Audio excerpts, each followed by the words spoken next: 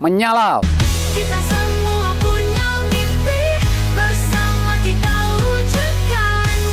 Membaktikan seluruh potensi melayani rakyat. Yang kompak.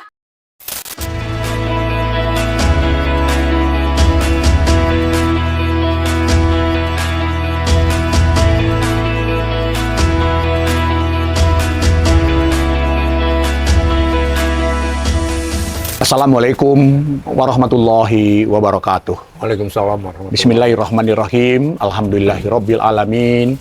Wassalatu wassalamu ala asrafil anbiya'i wa mursalin wa ala alihi wa sahbihi ajmain. Raditu billahi robba wa bil islami dina wa bi Muhammadin nabiyya wa rasula. Puji dan syukur sama-sama kita panjatkan karena Allah SWT yang telah memberikan karunia nikmat iman, kesempatan dan kesehatan kepada kita. Kita dapat bertemu di sebuah pinggir danau yang begitu indah, Lut Tawar namanya. Lut Tawar berada di Kabupaten Aceh Tengah, sebuah dataran tinggi yang mencapai 1000 meter lebih dari permukaan laut.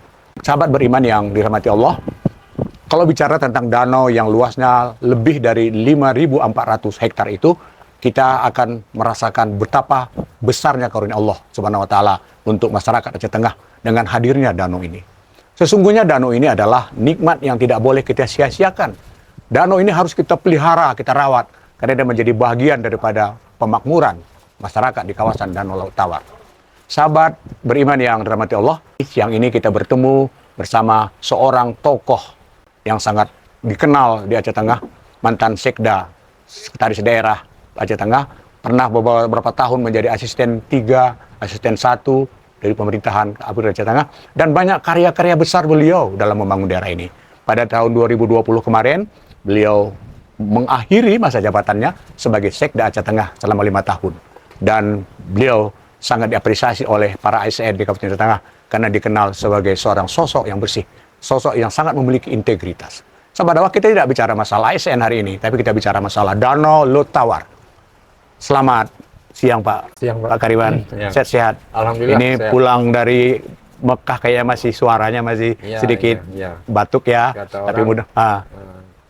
Semua jemaah itu hampir Dah, itu cobaan ya. Ya. Bagaimana kita ikhlas menerima cobaan-cobaan Allah itu. Pak Kariman, kita berada di pinggir Danau Lut Tawar. Ya. Apa cerita yang bisa Bapak ceritakan tentang Danau Lut Tawar ini sebetulnya? Ya. Terima kasih Pak Saiful. Ya. Saya orang yang lahir di pinggir danau. Iya. Jadi Persisnya Kebayakan ya? ya, kebanyakan di kampung Kalalengkio sekarang. Namanya Kalalengkio ya. Pas sekitar 100 atau 200 meter dari pinggir danau. Iya. Jadi sejak kecil, kehidupan danau, kehidupan nelayan, itu adalah bagian dari hidup saya. Iya. Bersama orang tua, menambah penghasilan orang tua, itu menjadi nelayan. Iya. Di samping pertanian tentunya. Jadi terjadi perubahan yang cepat tentang kondisi danau kita saat ini. Mutu danau ya? Ya, kualitas ya lingkungan danau kita Iya. jauh sudah merosot dari apa yang ketika saya masih kecil. Merosotnya kira-kira apa yang Pak Kariman lihat? Debit air? Terutama masalah keberadaan ikan endemik. Oh, iya. Ikan endemik ya terancam beberapa jenis itu. Iya. Jadi ini harus menjadi perhatian kita untuk bagaimana ikan endemik ini harus lestari, karena itu adalah kekayaan atau aset bangsa. Iya.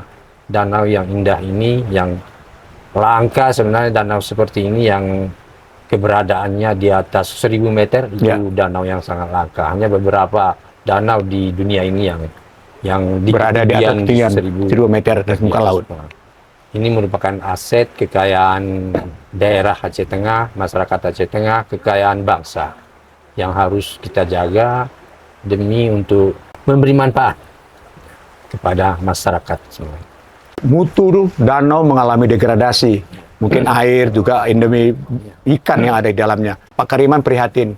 Apa yang harus kita lakukan menyelamatkan Danau Lut Tawar ini? Ya, harus ada kesadaran bersama, Iya. kesadaran kolektif untuk bagaimana menyelamatkan. Ya, tidak danau. bisa orang per orang saja. Tidak bisa. Harus sama-sama. Harus sama-sama. Tentu motornya adalah pemerintah. Iya, potong. Ya. Pemerintah harus Harus ambil bagian. ambil bagian, menjadi motor penggerak. Ya. Bagaimana upaya bersama itu berjalan. Ya. Kesadaran bahwa ini adalah aset yang berharga harus kita pelihara itu menjadi penting supaya masyarakat kita sadar bahwa ini harus betul-betul dijaga.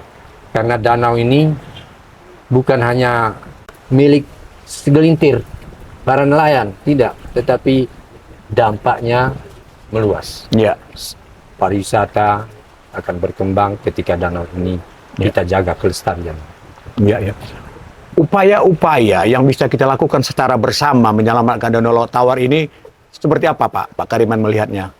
Misalnya kesadaran tentang sampah. Oh iya, Jangan kita jadikan danau ini tempat tong pembuangan sampah ya. Ini akan berbahaya sekali. Dan kondisi saat ini itu sudah terjadi. Kalau Sampah apa yang dibuang kemarin? sampah rumah tangga, Oh, plastik segala macam Iya. itu hanyut ke danau. danau dari pemukiman sekitar. Oleh karena kita bangun kesadaran bersama. Tidak membuang sampah Ya, ke danau. Penanganan sampah harus kita betul-betul menjadi perhatian kita sehingga danau ini betul-betul ya bersih dan kehidupan ikannya akan. Selain program sampah agar tidak kesadaran bersama untuk tidak membuang sampah ke danau, apalagi yang Pak lihat untuk mengupayakan untuk meningkatkan kembali mutu Danau Laut Tawar? Pola tangkap ikan harus kita atur kembali. Selama ini apa yang terjadi dengan pola tangkap? Ada beberapa jenis pola penangkapan baru ya, yang sebenarnya tidak sesuai dengan kondisi danau kita yang kecil ini. Iya. Itu di laut lepas ya oke. Ya. Tetapi untuk danau sekecil ini Bentuk jaringnya terlalu rapat. semacam ya kalau Dulu dikenal pukat harimau. ya semacam itu udah dengan luas jalan yang sangat sehingga ini menguras dan itu berdampak kepada nelayan tradisional yang Iya. sayang, kasihan mereka yang selama ini kadang-kadang dia dapat 40-50 kilo sehari, sekarang udah susah. Itu nelayan tradisional yang utama yang menangkap ikan nila itu kasihan mereka. Artinya itu berarti butuh regulasi Tentu. dan bagaimana pengawasan. Ya, peran pemerintah daerah harus ini terutama. Ya. Langkah awal adalah bagaimana membangun regulasi yang baik. Ya. Kendati pun regulasi itu dulu ada di peraturan daerah Aceh Tengah, tetapi itu harus disesuaikan dengan kondisi saat ini. Ya. Ketika regulasinya udah oke, sesuai dengan kondisi saat ini, baru kita bergerak untuk melakukan langkah-langkah menerapkan regulasi itu secara besar. Permasalahan yang Pak Kariman sampaikan adalah proses tangkap ikan yang tidak pas dengan ukuran danau dan akhirnya mengangkat ikan terlalu banyak dan itu tidak meninggalkan ikan lebih banyak. Kalau kita bicara kearifan lokal, bagaimana dulu masyarakat ini merawat ikan ini sehingga ikan danau ini bisa lebih bagus? Ya. Kearifan lokal apa yang sudah hilang, Pak Kariman? Salah satu aset yang berharga yang kini kondisinya memprihatinkan, Ya. dikhawatirkan akan punah, itu ikan dempik. Salah satu. Dulu orang tua kita menangkap ikan dempik itu pada musim-musim tertentu. Ya, Dia punya musim suhu dingin. sekitar September, Oktober, November. Ya. Tapi saat ini tanpa musim. Karena kita mengambilnya di tengah, ke rumahnya, Mhm. yang dikenal dengan cangkul padang itu. Ini yang mengkhawatirkan. Kearifan lokal yang dulu penangkapan ikan dempik itu ada dedisen, ada penyangkulan. Iya. Itu dua. Ya. Dedisen itu kan karena ikan dempik itu memijah dia ke pinggir. Ya. Dia mencari air yang sangat bersih, air bawah tanah Ya. yang turun ke danau. Di sanalah ditangkap dia. Telurnya itu sudah dikeluarkan di sana, Ya. baru induknya tertangkap. Ya. Nah, jadi Ini sama keberlanjutan- telurnya terangkat ya. Jadi keberlanjutan keberadaannya tetap terjamin. Oh iya. Kemudian cangkul itu dia di sekitar pinggiran, mereka menangkapnya pada musim itu aja. Sekitar 2-3 hari dia per musim itu. Kalau musim ikan dempik itu hanya seminggu atau efektifnya 3 hari, selama itu aja. Tidak ada penangkapan yang berlebihan. Kemudian tidak menggunakan jaring untuk dipik. Mhm. Kalau sekarang kan banyak itu. Lantas dan waktu zaman dulu dengan alat apa nangkap depi? itu tadi dua, Nah kalau tadi cangkul sama dedesan. dedeser. Kalau rebeltek itu apa? Rebetek itu alat penangkapan ikan yang tradisional yang dibuat dari ya mata pancing yang digantung di kalau dulu dari dipintal dari apa hijau tali yang panjang kemudian diikat tuh Ya. mata-mata pancing untuk menangkap ikan gabus, ikan lele. Jadi umpannya kalau gabus itu ya kepras atau kawan yang masih hidup digantung situ. Rebeltek itu kan menangkapnya dia tidak mengangkat banyak ikan sekali kan, sehingga ikan tetap bisa terjaga populasinya. Tetap dia sangat selektif lah.